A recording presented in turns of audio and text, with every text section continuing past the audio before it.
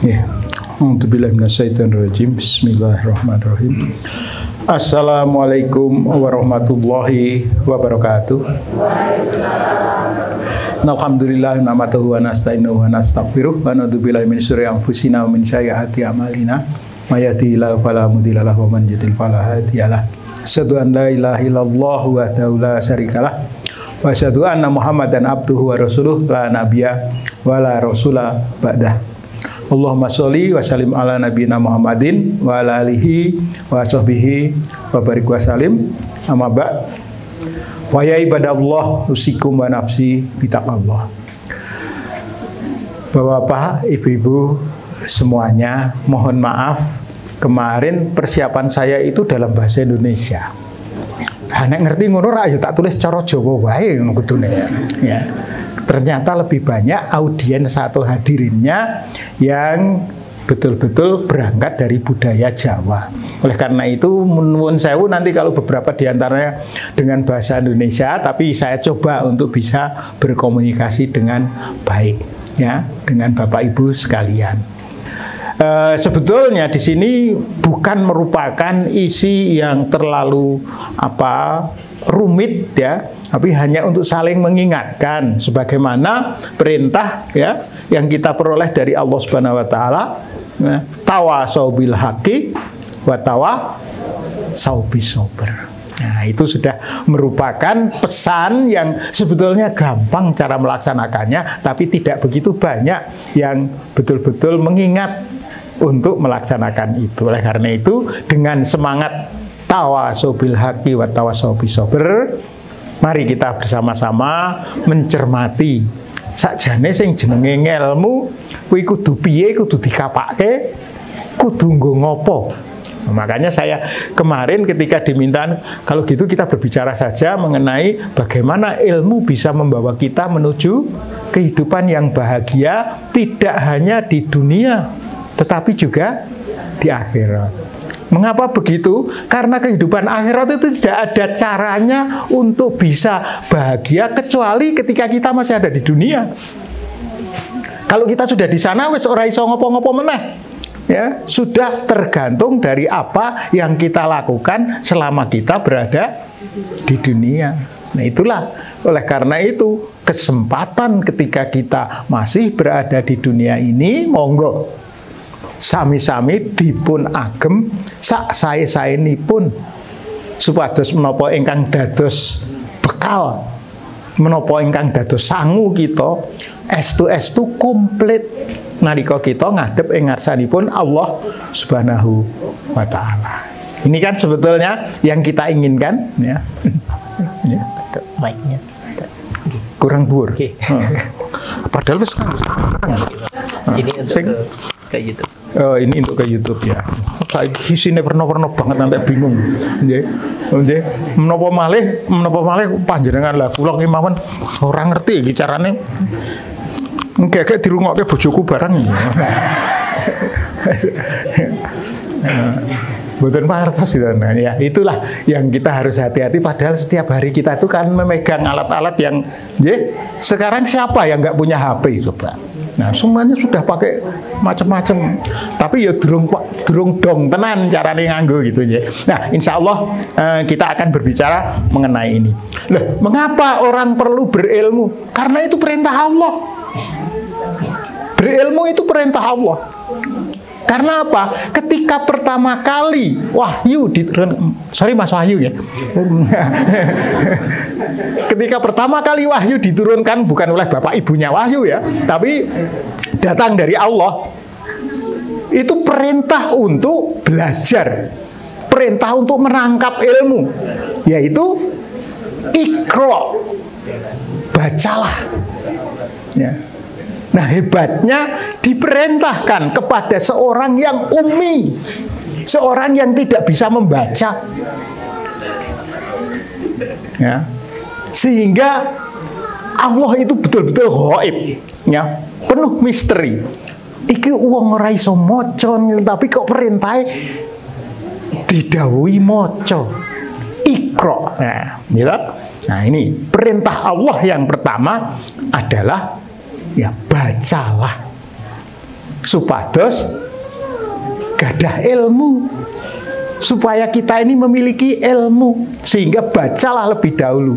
Nah, ternyata sekarang kita bisa mengerti yang namanya membaca itu tidak hanya sekedar nonton huruf sing ditoto, tetapi juga membaca keadaan, membaca lingkungan. Ya, bahkan kalau kita sudah berhubungan dengan orang lain, membaca suasana. Iki agak dong nesu apa agak dong kepenak, itu juga membaca kan. Nah, artinya ya Iqra itu sendiri bukan semata-mata berarti membaca sesuatu yang diatur dalam buku, sesuatu yang diatur dalam tempat penulisan dan sebagainya, tetapi jauh lebih komplit dari itu. Ini yang insya Allah dapat menginsafkan kita bahwa perintah Allah itu sungguh memiliki, ya nganggo kata nuansa ngono dhewe aku dhewe rapati mudeng. Ya, tapi memiliki makna ya yang luas, memiliki arti yang luas. Sehingga dengan demikian mari kita membaca bukan hanya semata-mata nganggo kitab gitu ya. Membaca juga dengan melihat yang lain-lain. Oleh karena itu di sini disebutkan ya sampai ayat ke-5 ya. Yang paling penting kemudian dari apa yang ada pada Iqra itu adalah yang terakhir. Alamal insana malam ya'lam. Dia mengajarkan manusia apa-apa yang tidak diketahuinya. Ya. Gusti Allah menika ya, mengajarkan kepada manusia hal-hal yang manusia tidak tahu sehingga mereka menjadi tahu. Ketika mereka menjadi tahu, itulah yang disebut sebagai orang yang memiliki ilmu. Terus daya kita ini berilmu ini sebetulnya. Ya. Tadi sudah disebutkan oleh pembicara sebelumnya ya, ibu-ibu itu punya banyak macam ilmu kan. Carane gawe rendang itu kan salah satunya ya. Rakitan ya nyontoh resep dan sebagainya. Enggak masalah ya. Tapi artinya ada ilmu itu. Ya. Hanya ada yang sudah kemudian membiasakan diri dengan ilmunya sehingga kadang-kadang merasa wis dudu ilmu meneh. Sudah menjadi kebiasaan. Dan kemudian menganggap bahwa itu kadang-kadang manusia itu kan menyepelekan sesuatu yang dia miliki. Ya. Sebelum punya mulai ngoyak-ngoyak ora karu-karuan. Tapi begitu sudah dapat kemudian ditinggal ya wis duwe arep ngopo meneh itu ya. Nah ini ya bukan karena pengalaman ya, ini terjadi pada banyak orang yang misalnya ketika sebelum menjadi jodohnya itu leh ngoyak-ngoyak ora karu-karuan. Gitu? Bareng wis dadi bojone digugah ngopo to pengen turu malah itu kan. Ya. Nah, hal-hal yang semacam itu kan terjadi ini, ya. Suatu kondisi manusia itu seperti itu.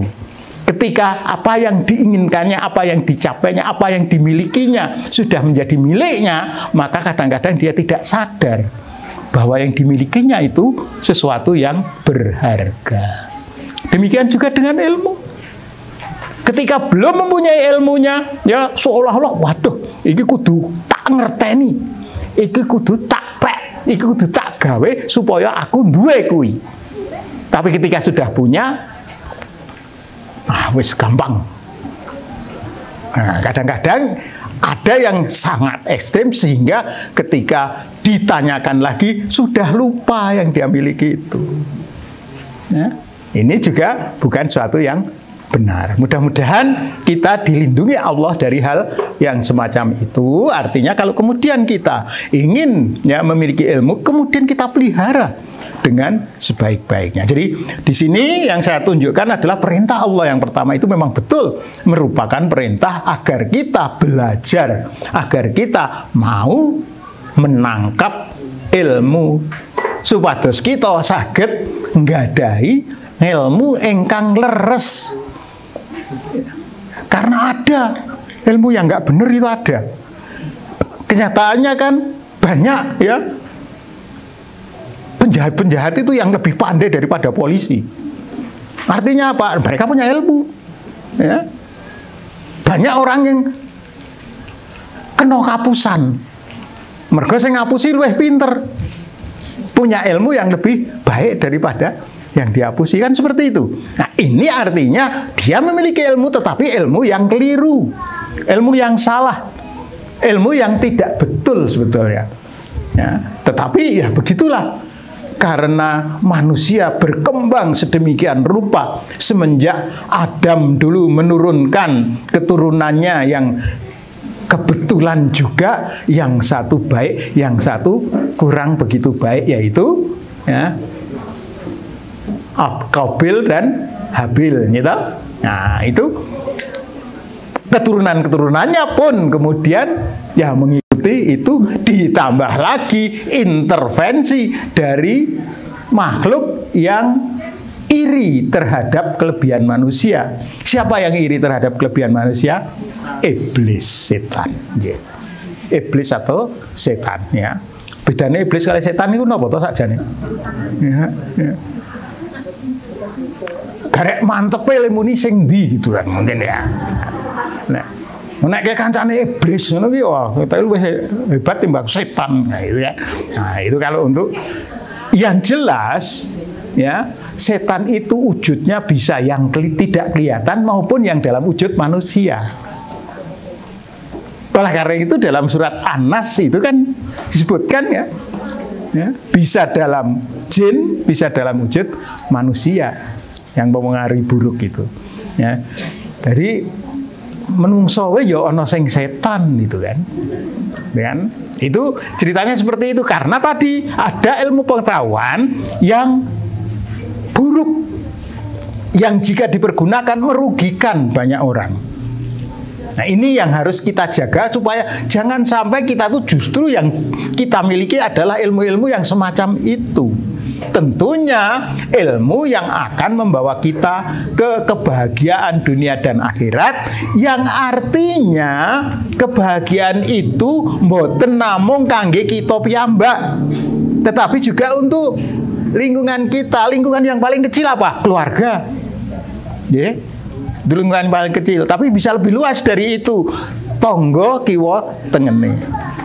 Sudah itu lebih luas lagi sak RT, sak RW, ya, sak kelurahan, sak kecamatan.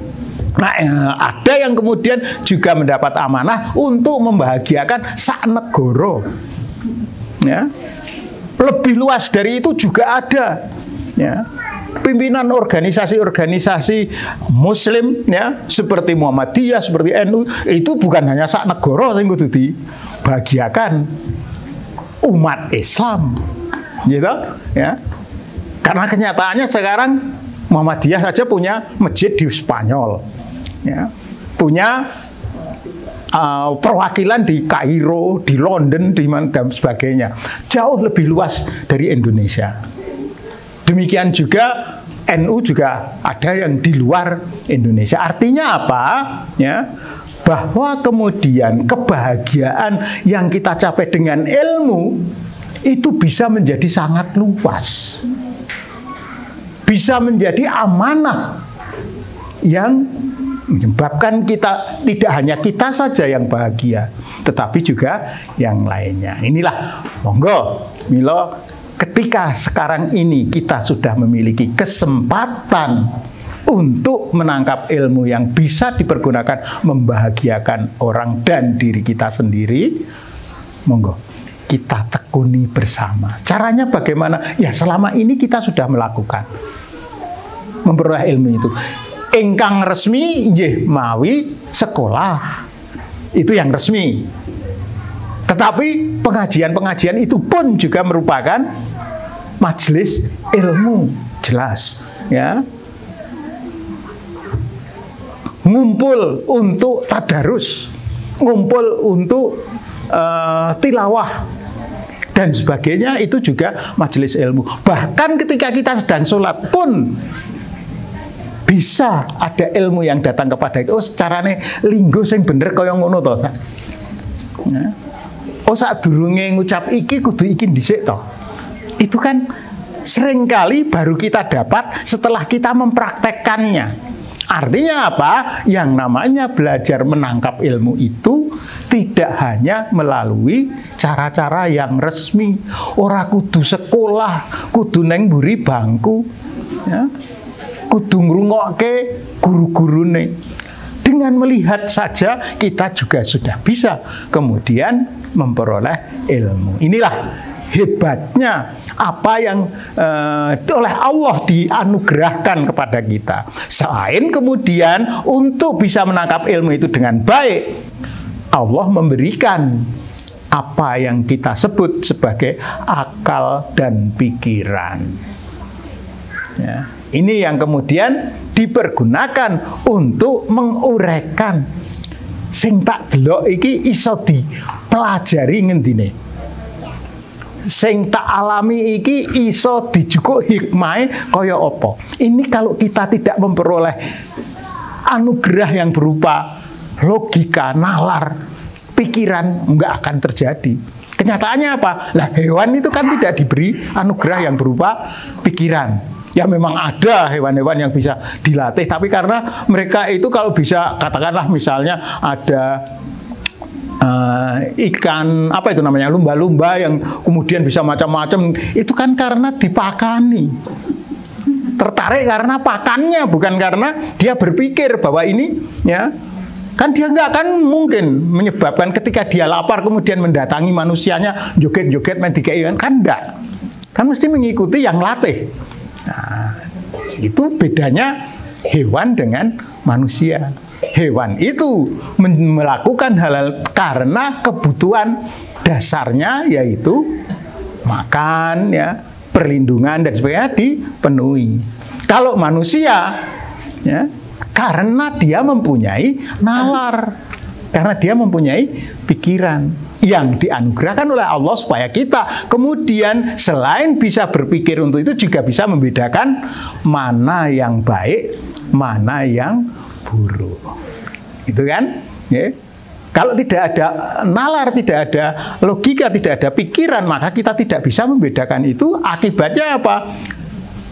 Sing elek dienggo terus mergo kepenak, ya, sing apik ditinggal mergo ora, ya, tidak menyebabkan keuntungan. Itu kan yang terjadi kan seperti itu.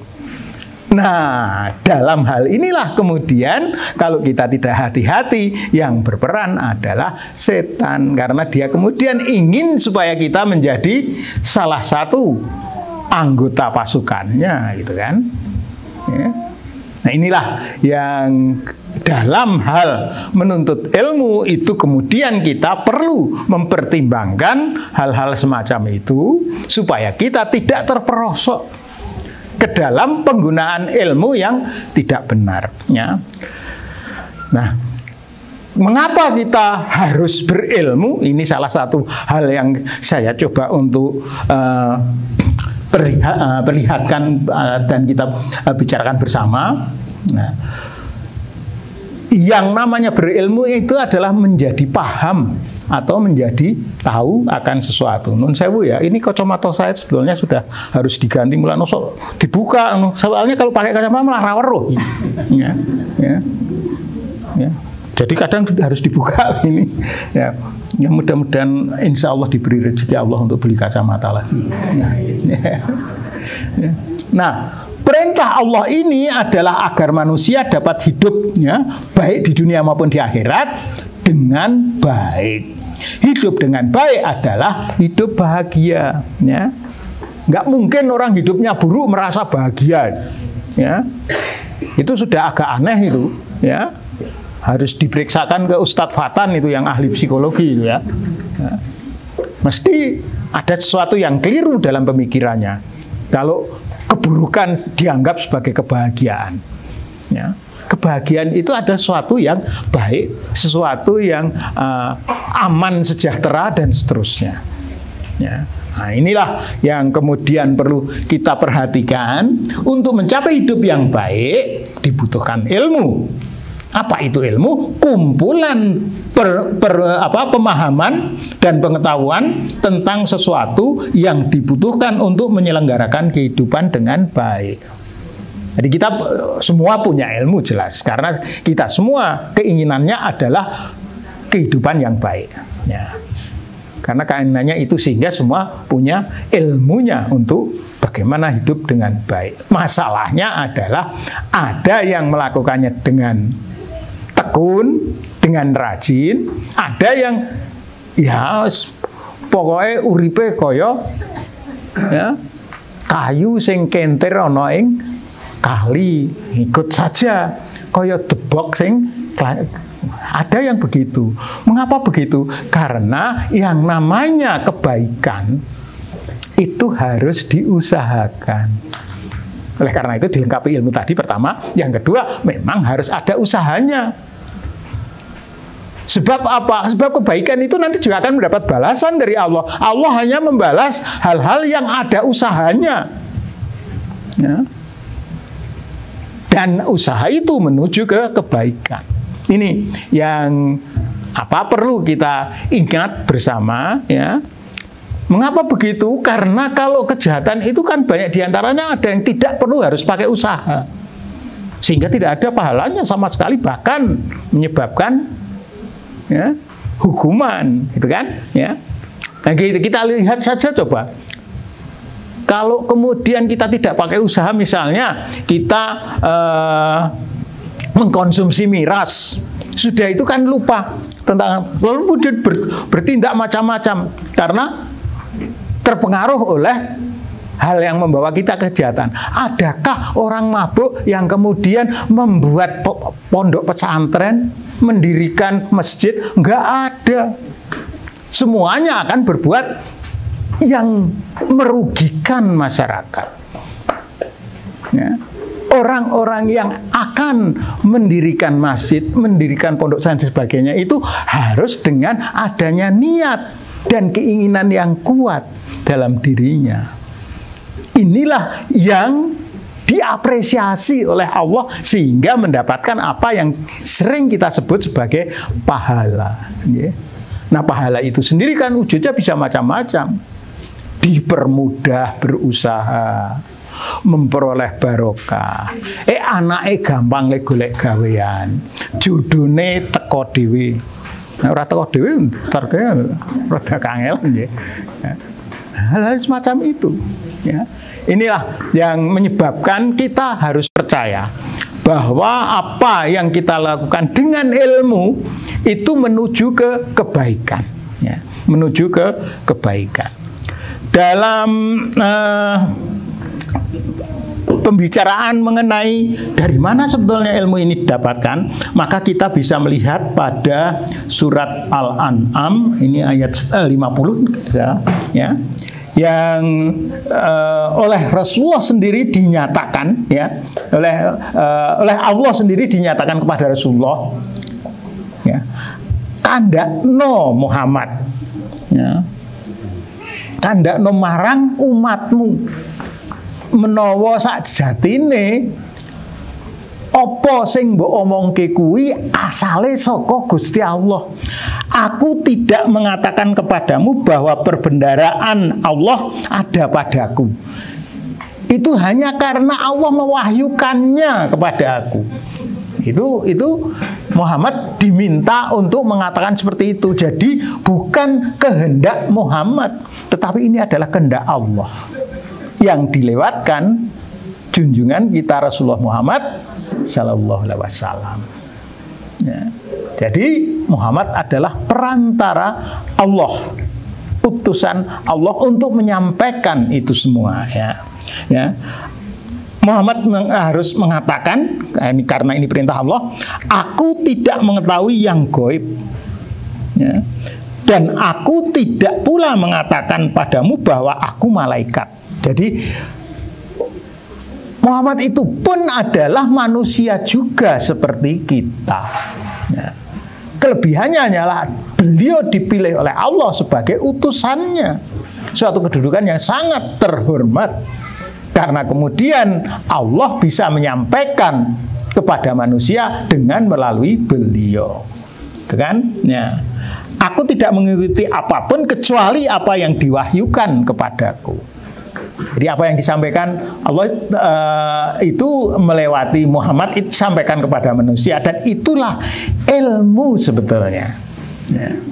Itulah ilmu yang diberikan kepada manusia. Dan bukan hanya ilmu agama saja, ilmu dunia pun juga Allah memberikannya. Melalui itu hanya tentu saja wujudnya itu adalah sesuatu yang masih harus terus dicari lebih lanjut oleh manusianya. Tidak kemudian dalam wujud rumus, dalam wujud teori, dalam wujud matematika dan sebagainya, enggak. Tetapi iki lho, kira-kira nek kowe pengen ngerti bab iki, golek ana rono. Nanti akan saya tunjukkan di mana ayat itu menunjukkan seperti itu. Ya. Golek ana rono. Kemudian ada ayat juga yang mengatakan bahwa manusia dan jin itu punya kemampuan untuk menguasai, tetapi hanya bisa menguasai jika mereka punya kekuatan, jika mereka punya sultan untuk bisa menangkap itu semua. Dan Allah sudah memberikan sebagian sangat kecil dari yang dimiliki Allah agar bisa. Dan yang sangat kecil itu pun sekarang sebetulnya sudah sangat luar biasa bagi manusia. Padahal itu masih ilmu yang sangat kecil dari Allah Subhanahu wa Ta'ala. Ini yang perlu kita ingat. Kita itu hanya menerimanya satu butir pasir dari sekian banyak pasir yang terhampar di pantai sebetulnya. Hanya satu butir itu sudah mampu untuk dipakai membawa kehidupan manusia. Ya, tapi banyak yang tidak menyadarinya. Banyak yang menganggap bahwa ini karena kemampuan saya sendiri. Maka yang kemudian bersorak-sorak adalah iblis dan setan. Nah, wis dadi balaku, sudah mau sombong dia. Karena sombong itu adalah sifatnya iblis. Tidak mau mengikuti perintah Allah. Meskipun kemudian ada yang bikin neng iblis kira bener toh sing kudune sing disebar ameng Allah. Iki kok kon nyembah menungso. Nah, itu kan perintah Allah. Kalau memang betul dia patuh dan tunduk pada Allah, apapun yang disampaikan oleh Allah diikuti gitu. Diikuti. Tapi tidak kan? Allah merintah dia untuk bersujud pada manusia karena manusia diberi kelebihan yang berupa dalam surat Al-Baqarah antara lain ini tadi mungkin nanti bisa kita lihat manusia diberi kelebihan untuk bisa mendefinisikan sesuatu, memberi nama sesuatu. Itu pada sekitar ayat 50, 51 atau sebelum itu itu 30-an sekitar itu. Itu ada yang menyampaikan bahwa Adam itu diberi kemampuan untuk menyebutkan nama-nama benda tertentu yang tidak bisa disebutkan baik oleh malaikat maupun jin. Nah ini yang kemudian menyebabkan jin menjadi iri kepada kemampuan yang dimiliki oleh manusia, sehingga ketika dia diminta untuk sujud kepada manusia, dia menolak dengan alasan awung deming digawe saka lemah aku saka geni kok. Gitu kan? Kan selalu diulang-ulang dalam Quran seperti itu. Tetapi bukan itu intinya. Intinya adalah dia menolak perintah Allah. Menolak apa yang diperintahkan oleh Allah. Nah, ini sehingga dia disebut sebagai makhluk yang ingkar. Makhluk ingkar ini istilahnya adalah kufur. Orang-orang kufur disebut sebagai kaum kafirin. Nah, lalu di sini jadi kafir. Nah, tahunya kalau orang Indonesia itu kafir ki ora tetak, itu aja kan? Padahal bukan hanya itu saja tuh. Yang penting adalah pikirannya itu kepada Allah atau tidak, kan gitu. Mengikuti perintah Allah atau tidak. Nah ini kembali kepada ini Jadi ilmu itu kita dapatkan dari Allah karena memang Allah sendiri yang menyatakan bahwa yang diberikan kepada Muhammad itu datang dari Allah, bukan pemikiran Muhammad sendiri. Ini jelas-jelas dikatakan begitu dalam ayat Al-An'am ini ya. Maka bahkan Allah memberikan perumpamaannya ya. Apakah sama orang yang buta dengan orang yang bisa melihat ya. Ketika kita belum dijelaskan, itu diumpamakan sebagai orang yang buta, tidak bisa melihat. Tetapi kita sesudah menerima ilmu, kita diumpamakan sebagai orang yang sudah bisa melihat kondisi sekelilingnya. Ini jelas akan mengambil keputusan yang lebih tepat daripada yang sama sekali belum mengerti apa yang ada di sekitarnya. Nah, manusia dikaruniai akal, nalar, pikiran atau logika untuk dapat memahami apa yang telah diberikan Allah dan dalam wujud ayat-ayat yang tersembunyi maupun ayat-ayat yang terang benderang. Yang terang benderang itu apa? Sebagian ayat-ayat yang ada dalam Quran itu sudah jelas dengan sendirinya terang benderang maknanya, tetapi juga terdapat ayat-ayat yang masih harus ditafsirkan. Nah, menika ingkang dados tugasipun para ahli tafsir yang dididik untuk membantu sesama manusia memahami makna dari ayat-ayat tersebut. Oleh karena itu, ya, tidak dianjurkan untuk mempelajari sendiri, ya, untuk berbagai ayat yang ada. Kenapa? Karena ada yang belajar khusus untuk melakukan tafsir sehingga dia tahu betul hukum-hukumnya menafsirkan ayat-ayat Allah. Inilah yang menjadi tuntunan yang ada dalam agama kita. Jadi ora kena njur sak karepe dhewe waton kepenak. Karena apa? Karena itu tadi kita juga diberi nafsu yang kemungkinan akan menyebabkan kita memilih apa yang enak untuk kita sendiri. Itu kan sudah menjadi semacam menjadi semacam pembawaan bagi manusia. Kalau melakukan sesuatu itu nek iso kudu ana keuntungan. Nek iso kudu ana batine.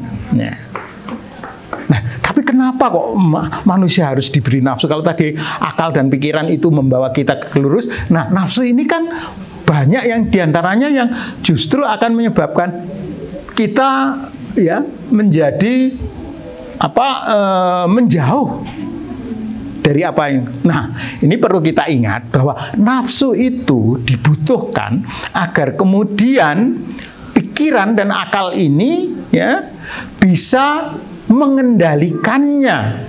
Jadi nafsunya dibutuhkan karena apa? Untuk menjaga supaya manusia tidak punah.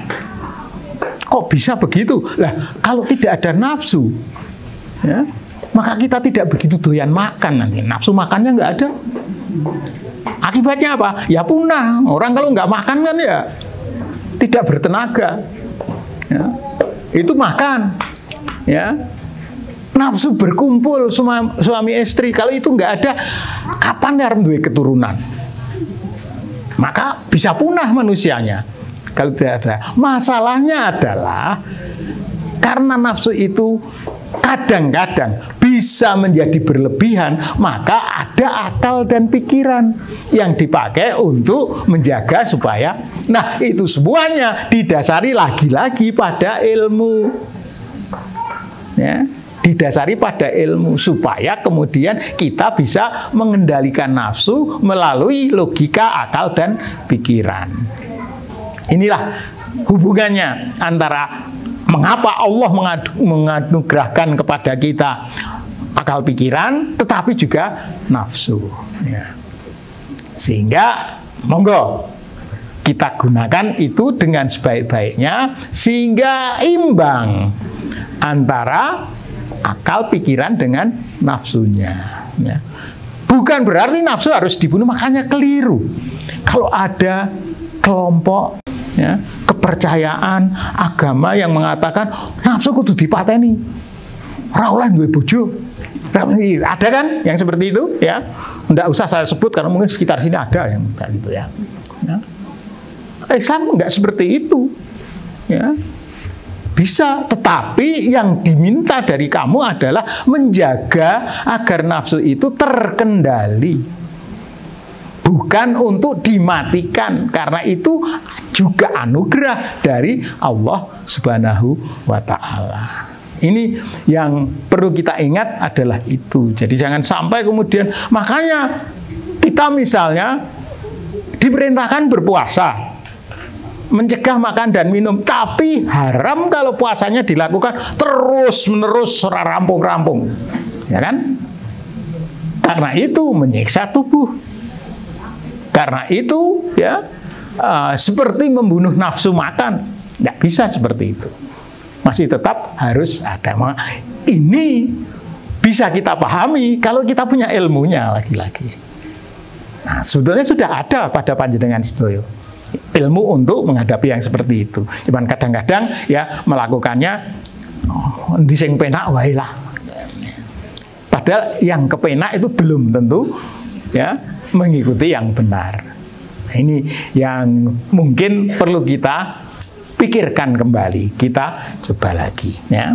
Nah, kemudian ya wujud ayat yang tidak berupa kata-kata yang jelas itu bisa isyarat, bisa bentuk ciptaan, kita melihat keindahan, kemudian wah, ternyata Allah sungguh maha besar, mampu membuat yang seperti ini yang tidak mungkin dibuat oleh manusia. Nah, itu artinya kita menangkap ilmu Allah dari apa yang kita lihat, apa yang diciptakan Allah, kan? Ya. Kemudian dari petunjuk, ya, memperoleh petunjuk dari Allah. Kita kan setiap hari mohon kepada Allah agar diberi petunjuk. Nggih mboten? Kapan? Ketika kita mengucap ihdina sirotol mustaqim, itu kan minta petunjuk kita. Sudah itu ketika kita duduk di antara dua sujud, itu isinya kan sangat luar biasa itu doa yang kita ucapkan di itu, ya. Tapi kadang-kadang mergo ngantuk ya antara dua sujud itu kan, gitu, ya. Padahal itu isinya luar biasa itu kalau kita ya mohon rahmat, mohon rezeki, mohon dimuliakan, ya, mohon dijaga agama kita dan seterusnya. Nah, maka mari kita coba untuk dalam kondisi waspada ketika kita memohon kepada Allah pada saat-saat tersebut. Pada saat membaca Fatihah, kadang-kadang karena sudah terbiasanya kita melakukan sholat, ya, membaca Fatihahnya itu pokoknya sedang liwat, ya. Kadang-kadang waktu sholat isya itu dianggap sama dengan waktu isya-isya. Kok bisa? Nah, kalau kita mau malam hari mau tidur itu kan wis gendang isya-isya, gendang turu. Sama, wis gendang sholat isya baru gendang turu. Nah, kan sama itu. Ya. Isya-isya padake karo sholat isya. Padahal kan nilainya jauh sekali. Ya. Oleh karena itu monggo kita sekarang kita coba untuk dengan ilmu yang ada pada kita menganggap bahwa apa yang menjadi tugas dan kewajiban itu bukan semata-mata rutin mergo wis bola-bali ora perlu digatekke. Itu kan kadang-kadang seperti itu yang berlaku pada kita. Tidak mudah. Karena biasanya kalau kita sudah jadi rutin itu ya pokoknya angger wis rampung ini ya wis beres urusanku. Kewajiban sudah lunas, sudah tidak punya hutang lagi. Biasanya kan seperti itu.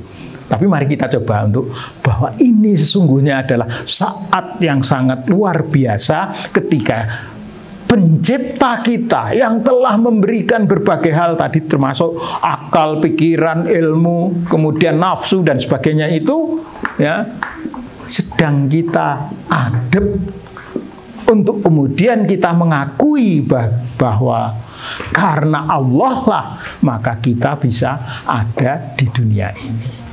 Nah, pada saat sholat di agama lain nggak ada salat kok langsung ngadep karo Gusti Allah, ya kan mesti harus lewat penditone, harus lewat ya apa pemimpin agamanya lewat dan sebagainya ya. Kalau dalam Islam kan semua orang berhak ketemu langsung dengan Allah pada saat sholat. Oleh karena itu, ya, jangan dianggap sepele sholat itu. Tapi jadikanlah momen istimewa dalam satu hari. Ya. Kondisi istimewa dalam sholat. Karena kembali lagi, setelah kita mengingat semuanya, ilmu dari Allah dan sebagainya, masa hanya untuk mengucap alhamdulillah wa syukurilah saja orang nate ketekan. Nah, ini kan harusnya tidak seperti itu. Padahal Allah sendiri juga sudah menekankan. Kalau panjenengan sedaya maos surat Ibrahim ayat 7, nah itu kan jelas sekali. Nek kowe ngaturke panuwun marang apa sing tak wenehake kowe, bakal tak tingkatake ganjarane. Ning nek kowe hukumanku kuwi luweh dening ngrekoso, gitu kan? Ya. Mangke dipun bikak malih, monggo ya. Saya tidak begitu banyak menyitir dalam bahasa Arabnya. Saya sudah merasa betul bahwa cara Arabku ki rapati apik ya. Itu ya. Selanjutnya ya, ini nanti bisa karena saya minta tolong untuk bisa dibagikan ya. Ini nanti bisa dilihat dalam Al-Baqarah dari ayat 31 sampai 37 itu memastikan bahwa kemudian manusia memperoleh anugerah berupa akal, logika dan nalar ya. Kemudian mempunyai peran yang dipakai untuk mengikuti sesuatu tidak dengan cara membabi buta. Tetapi diberi kesempatan untuk membuat pertimbangan berdasarkan ilmu yang diperolehnya. Nah, ini yang harus dilakukan adalah seperti itu ya. Jadi manusia memperoleh pengetahuan yang barokah. Karena apa? Karena datangnya dari Allah. Maka jangan sampai kita kemudian terbawa ke dalam ilmu-ilmu yang menyesatkan. Apakah ada ilmu yang menyesatkan? Ya, karena tadi sudah saya sebutkan bahwa iblis dan setan itu ingin kita menjadi anggotanya, maka mereka pun ya kemudian menyelewengkan. Loh, yang namanya iblis dan setan itu juga banyak pengetahuannya. Ya. Bukan karena diberi Allah, tapi karena dia ikut mengintip. Ya, ngintip itu apa? Nginjen ya. Sebab kalau ngintip si jin itu tegasnya intipnya tadi gede yang gosong. Ya. Nah, dari situlah kemudian mereka. Ya, makanya kemudian ada yang namanya ilmu sihir dan sebagainya. Itu kan karena hasil iblis dan setan itu mengintip sesuatu yang gaib yang ada di arasnya Allah Subhanahu Wa Taala. Ya. Kemudian diberikan kepada manusia untuk pengeram-eram. Manusianya kan lalu jadi heran ya, menjadi takjub, sehingga mereka percaya kepada bukan Allah tapi yang memberi itu. Itu antara lain kan seperti itu ceritanya, sehingga kita memperoleh ilmu yang keliru. Tapi kalau yang itu datang dari Allah Subhanahu Wa Taala, maka pengetahuan yang ada adalah pengetahuan yang barokah ya. Nah, ini tadi sudah saya sampaikan juga ilmu nalar dan nafsu, yang bagaimana hubungan satu dengan yang lainnya ya. Keberadaan akal, nalar, logika jika dibarengi dengan adanya keinginan atau nafsu, agar ilmu yang dimiliki manusia dapat dipergunakan untuk membawanya ke arah kebaikan. Jadi dengan adanya nafsu itu bukan berarti kemudian nafsunya yang dituruti sehingga tidak ke kebaikan, tetapi nafsu dikendalikan dengan nalar atau logika sehingga membawa ke kebaikannya. Nah, mengapa itu harus dijaga dengan nalar dan logika? Sebab jika kemudian tidak dijaga, setan dan iblis yang sejak awal sudah sombong karena iri akan kelebihan yang diberikan Allah kepada manusia, akan mempengaruhi manusia agar nafsunya menguasai nalar. Dan bukan sebaliknya, nalarnya menguasai nafsu. Seharusnya kan manusia seperti itu, nalarnya menguasai nafsu sehingga tidak diperbudak oleh nafsu. Mestinya seperti itu ya. Selanjutnya ya, Kalau terkuasai oleh nafsu, maka kita bisa meninggalkan ilmu yang benar, mengikuti ilmu-ilmu yang keliru. Makanya lalu ada orang yang menggunakan kekuatan-kekuatan gaib misalnya, yang dia sebetulnya tidak tahu asal-usulnya dan bagaimana prosesnya, tapi digunakan begitu saja, misalnya santet. Ya, misalnya seperti itu ya. Itu kan banyak yang kemudian aku menggarek manut karo sing tak jalui tulung dan sebagainya gitu kan ya. Nah itu yang digunakan adalah ilmu-ilmu yang bukan dari Allah, tetapi hasil curian dari ya, setan terhadap apa yang sebetulnya merupakan ilmu Allah. Jadi seperti itu ya. Selanjutnya Rasulullah pun menekankan pentingnya menuntut dan mempelajari ilmu ya. Ada satu hadis dari riwayat Tirmizi ya, barang siapa yang pergi untuk menuntut ilmu, maka dia telah termasuk dalam golongan sabilillah, orang yang berjuang di jalan Allah ya, yang menegakkan agama Allah sehingga dia pulang kembali ke tempat dia berada semula. Jadi monggo kita lakukan ya pencarian ilmu itu dengan sebaik-baiknya, sehingga kita termasuk pada apa yang telah disampaikan oleh Rasulullah ini ya. Kemudian Rasulullah juga menyatakan, sungguh sekiranya engkau melangkahkan kaki di waktu pagi maupun petang, kemudian mempelajari satu ayat dari kitabullah, maka pahalanya lebih baik daripada ibadah 1 tahun. Kelebihan dan kemuliaan mencari ilmu itu ditekankan antara lain dalam bentuk seperti ini. Sehingga kalau kagungan putra dan bu, mbok aku tak neng pondok daerah kene monggo dilepas saja dengan ikhlas. Karena berada jauh dari Anda selama sekian tahun, jadi berapa puluh tahun dia beribadahnya. Kalau dalam waktu sesore atau sepagi saja sudah lebih baik daripada 1 tahun. Ya. Nah, sudah jauh dari ikhlaskan. Masih banyak ya, orang tua yang ning mesake, masa lagi lulus SD wis andang adoh saka wong tua. Ya. Itu mesake neng donya. Ya. Di akhiratnya itu luar biasa nanya. Maka jangan merasa terlalu menyesal kalau ya, karena bagaimanapun juga ya, berhubungan dengan manusia lain, dalam hal ini manusianya tidak begitu lain lah, karena anak EDW gitu kan ya, itu ya harus dengan ikhlas. Kalau dia berbuat sesuatu demi untuk kebaikan dunia dan akhiratnya, ikhlaskan. Insya Allah Anda juga akan memperoleh bagian dari yang diberikan kepada dia ya. Nah, maka tidak hanya ya, orang yang berangkat menuntut ilmu saja tentunya yang memperoleh pahalanya. Yang mengikhlaskan dia untuk pergi menuntut ilmu pasti juga memperoleh ganjarannya. Nah, ini yang mudah-mudahan bisa kita pahami dengan baik. Nah, tadi sudah saya katakan bahwa pada akhirnya ya, Al-Quran pun menyatakan bahwa ilmu dunia itu penting tadi. Pada ayat mana itu? Saya temukan ini pada ayat yang sering dibaca pada waktu sholat Jumat, Al-Ghasyiyah. Ya. Gitu? Biasanya kalau Jumat itu mengikuti apa yang biasa disampaikan Rasul, ya, rakaat pertama membaca Al-A'la, ya, Sabihisma, ya.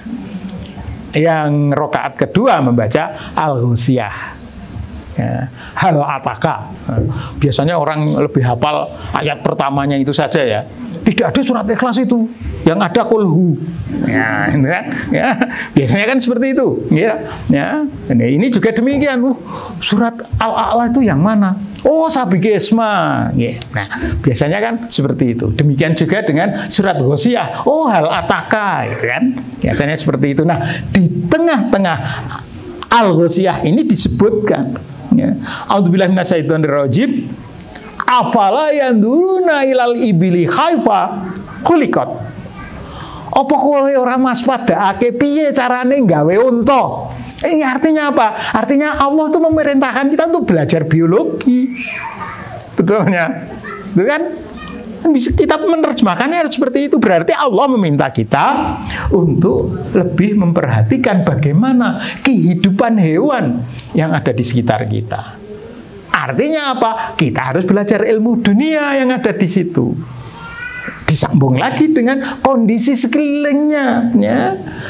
Bagaimana langit ditinggikan? Wa ilas samai. Nah, ya kan? Ya, bagaimana langit ditinggikan? Kemudian bagaimana gunung-gunung bisa ditegakkan? Belajar geologi, belajar ilmu tentang bumi dan seisinya. Nah, ini perintah ini sebetulnya bukan semata-mata menanyakan kepada manusia, tetapi perintah untuk belajarlah lebih jauh lagi tentang bagaimana caranya unta, ya, diciptakan, bagaimana caranya langit ditegakkan, bagaimana caranya bumi dihamparkan. Itu anunya.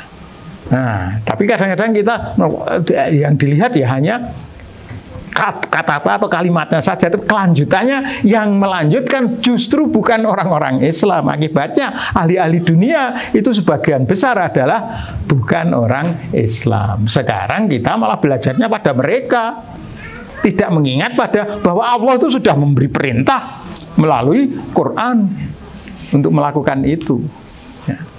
Nah, ini yang mudah-mudahan makin dipahami sehingga akan datang kepada kita yang dijanjikan oleh Allah. Kalau memang betul kita mau dengan tekun mempelajari apa yang disampaikan Allah, insya Allah kita pasti akan memperoleh balasannya yang setara. Ya. Jadi kewajiban pelajari ilmu dunia, ya, berbagai hal yang digelar Allah di alam semesta ini seharusnya mengundang keingintahuan, ya, untuk memahaminya dengan baik. Karena untuk dapat memiliki sikap yang tepat terhadap apa yang telah digelar Allah di bumi ini, kita harus paham dulu terhadap yang digelar itu, gitu kan. Nah, inilah yang seringkali tidak terjadi. Kita melakukannya hanya mengikuti, menurutku kok kayak gini, tapi tidak ada ilmunya untuk bisa memahami itu.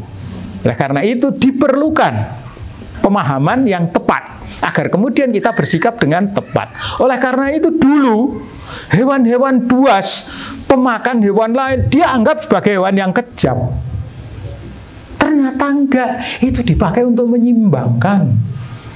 Kalau tidak ada macan, kalau tidak ada hewan-hewan buas seperti pemakan daging yang lain, maka hewan pemakan rumput akan terus-menerus bertambah tanpa akibatnya apa? Ya habis tumbuh-tumbuhannya. Manusianya bisa nggak kebagian gitu. Ya. Sehingga ya diciptakanlah untuk menyeimbangkan itu hewan-hewan yang memakan daging. Mereka memakan yang memakan rumput, sehingga pemakan rumputnya tidak menjadi berlebihan, terlalu banyak, sehingga menyebabkan tanaman menjadi gundul, bumi menjadi gersang, dan seterusnya. Itu baru diketahui sekarang-sekarang ini saja. Dulu itu orang selalu menganggap macan medeni, pateni, dan gitu kan, ya. Nah sekarang, ya, di mana di Jogja ini ada macan? Biroloko saja kan, ya, ya. Padahal dulu zaman yang belum begitu lama, 200-300 tahun yang lalu, itu masih banyak terdapat. Bahkan tahun 1977 itu kan belum begitu lama ya. Kalau menurut hitungan kehidupan manusia, pernah ada macan kesasar ke kampus Universitas Gadjah Mada kan? Masuk ke kampus saat itu, ya. Nggak tahu apakah dia daftar mau ikut kuliah atau gimana, nggak tahu. Tapi nampaknya dia datang ke situ karena kondisi di tempat dia tinggal itu berubah, ya, terdesak oleh keperluan-keperluan manusia yang tidak memikirkan keperluan makhluk yang lain.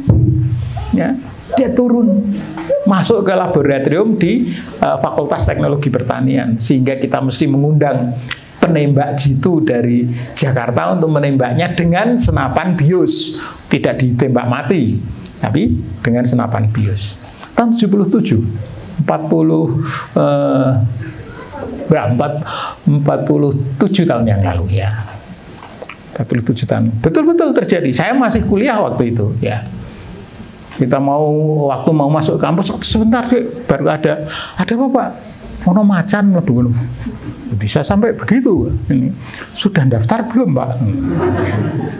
Jadi saat itu memang ya jadi seperti itu. Dan sebelumnya tahun-tahun ketika Jogja itu masih merupakan kesultanan yang kuat adat istiadatnya. Setiap lebaran itu ada acara yang namanya rampogan macan. Ya, rampogan macan itu apa? Ya, prajurit berkeliling alun-alun lalu di tengah-tengah dilepaskan harimau. Ini nanti dikeroyok sama ya mesti kalah menungso donggowo tumbak donggowo anu kan. Ya. Tapi itu dijadikan hiburan bagi penguasa saat itu. Rampogan macan itu menjadi kebiasaan setiap ada upacara grebek besar. Ya. Bukan hanya gerbek besar, gerbek bodo juga ada seperti itu. Ya. Sampai sekitar tahun 1800-an masih terjadi itu. Ya. Jadi karena itu pemahaman atau ilmu mengenai apa yang ada di sekeliling kita itu tidak cukup lengkap. Semuanya dianggap untuk keperluannya manusia saja. Padahal bumi ini digelar oleh Allah tidak hanya untuk manusia tetapi juga untuk yang lain. Sementara manusia itu diminta menjadi bukan penguasa tapi pengatur, manajer, ya, untuk bisa membagikannya dengan baik kepada semua penghuni bumi yang ada. Jadi tidak menganggap dirinya yang paling berkuasa. Yang paling berkuasa tetap Allah Subhanahu Wa Taala. Ya. Tapi dia mempunyai tugas untuk kemudian mengatur yang ada sekelilingnya sehingga berjalan dengan harmonis. Ini membutuhkan ilmu. Nah inilah yang tidak kita tangkap dengan baik sehingga menganggap bahwa pokoknya yang ada di sini kan semuanya untuk kebutuhan manusia. Ya. Butuh seneng-seneng mata ini macan ya ayo, gitu kan? Karena dulu macan itu berasal dari ya hutan-hutan yang kemudian menjadi apa yang disebut sebagai glondong pengareng-areng, guru bakal guru dadi, upeti dari para penduduk yang ada di wilayah keraton yang bersangkutan, entah keraton Jogja, entah keraton Solo. Dulu kan seperti itu. Ya. Akibatnya ya lama-kelamaan punah, jumlah macannya juga nggak terlalu banyak. Karena Allah juga tahu menciptakan macan terlalu banyak, engkau sing dipangan jadi kurang. Ya. Maka jumlahnya pemakan daging itu lebih sedikit daripada pemakan tumbuhan. Itu sudah menjadi ketentuan Allah seperti itu. Ya. Jumlah predator selalu lebih sedikit daripada jumlah yang seperti itu. Nah ini yang tidak disadari oleh manusia saat itu sehingga malah wah ini membayani ya, engkau nek makan uang. Sebetulnya macan itu tidak makan manusia. Hanya kalau dalam keadaan yang sangat-sangat terpaksa seperti misalnya mempertahankan diri, baru dia. Kebanyakan hewan-hewan liar itu seperti itu. Ya. Bukan karena dia punya kemampuan untuk menyerang orang dalam menyerang gitu, tapi karena kepepet itu tadi. Inilah yang harus dipahami. Maka Allah memberondong kita dengan tuntutannya. Ya, tidakkah kalian perhatikan? Tidakkah kalian amati? Tidakkah kalian pelajari? Gitu kan? Mengapa tidak? Oleh karena itu kira yang disebut ya sebagai ulil albab, sering sapa dengan ya orang yang berpikir dan seterusnya. Ya. Maka tidak benar kalau dikatakan bahwa ilmu dunia itu rendah kedudukannya, karena Allah sendiri juga sudah sebetulnya mengangkatnya supaya diamati betul oleh manusia. Nah, ini yang perlu. Nah, baik, waktunya sudah lebih dari 5 menit ya. Ini pembicaraannya hitungannya menit ya, setiap menitnya berapa gitu. Nah, ya. Jadi pokok pangkalnya adalah ilmu tidak bisa disombongkan. Nah, Maka marilah kita gunakan anugerah akal pikiran dari Allah untuk mempelajari ilmu, ya. Dan selanjutnya, karena kita tahu bahwa jika Allah tidak menganugerahkan akal pikiran pada kita, kita tidak akan bisa memahami ilmu, maka bersyukur kepadanya setelah kita diberi kepahaman akan suatu ilmu, menjadi wajib untuk kita sampaikan kehadirat Allah. Kita wajib berterima kasih bahwa anugerah yang berupa pikiran dan ilmu itu sendiri membawa kita menuju ke arah kebaikan yang kemudian ke kebahagiaan. Dengan demikian kita bisa terjaga dari kesombongan dan menyombongkan diri karena memiliki ilmu. Mekaten, mudah-mudahan kita tergugah. Karena itu saya tidak mengajak Anda untuk kemudian menyusuri lekuk-liku ilmunya sendiri, tidak. Tapi bagaimana kemudian kita menyikapi itu supaya nantinya bukan hanya kita saja yang diberi kesempatan, tetapi terutama adalah generasi-generasi penerus kita, supaya mereka diberi kesempatan mempelajari ilmu dengan sebaik-baiknya, sehingga mereka lebih paham kondisi yang ada di sekitarnya, dan kita mewariskan sesuatu yang sangat bermanfaat. Mekaten, ya, mohon maaf kalau ada kekurangan-kekurangannya, dan insya Allah kita memperoleh barokah dari Allah dalam menjalankan kewajiban kita serta tugas kita, terutama dengan mendasarkan diri pada pengetahuan kita, ya, yaitu ilmu yang kita miliki. Barakallah, ya, barakallah fil Qur'an al-azim, nafa'ani bil ayati wa dzikril hakim, aqul qawli hadza wa astaghfirullahal azim li wa lakum wa li jami'il muslimin innahu wal ghafurur rahim. Assalamualaikum warahmatullahi wabarakatuh.